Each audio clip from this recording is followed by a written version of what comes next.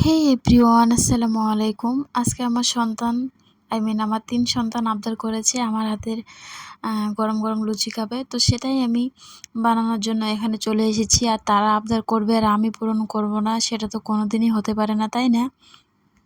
তো আটাটা আমি আগেই মেখে রেখেছিলাম, কারণ তখন বাবু ওরা ঘুমিয়েছিল। তার জন্য আমি জানি ওরা ঘুম থেকে উঠলে কিছু না কিছু তো তাদেরকে দিতে হবে খেতে। তো কয়েকদিন ধরে খিচুড়ি, তারপরে ম্যাগি এসব খেয়ে, ডিম সিদ্ধ এসব খেয়ে কিন্তু আর ওগুলো খেতে চাচ্ছে না। জানি না, হয়তো তাদেরকে টেস্ট লাগছে না। তার জন্য আমি আজকে আইডিয়া করলাম যে অন্য কিছু বানিয়ে খাওয়াই, যেটা তাদের পছন্দ বা তারা খুব সুন্দরভাবে খাবে। তো আমার মেয়ে খুব খুশি হয়ে গেল যখন আমি ওকে বললাম যে আমি লুচি বানাবো মা। সে বলছে, "হ্যাঁ মা বানাও, আমাকে খুবই ভালো লাগে পায়েস দিয়ে খেতে।" আর আমার ছেলে বলছে, "হ্যাঁ মা বানাও, বানাও, আমি ঘুগনি দিয়ে খাবো।" তো দেখেন আমার পুচকু এখানে চলে এসেছে।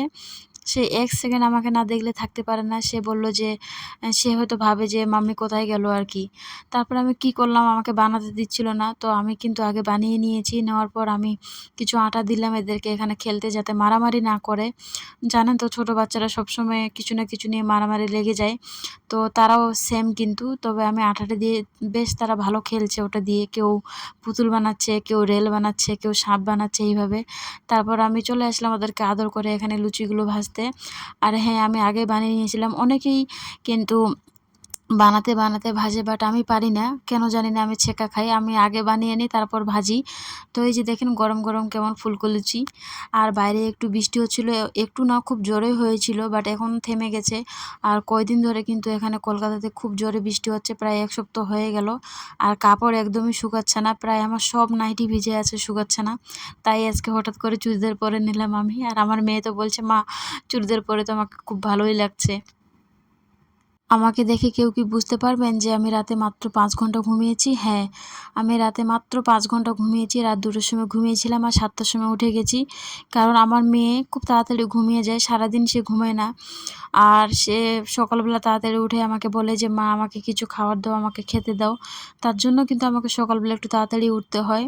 আর বৃহস্পতিবার করে তার স্কুল ছুটি থাকে। তো স্কুল ছুটি ছিল, বাট তবুও আমাকে উঠতে হয়েছিল।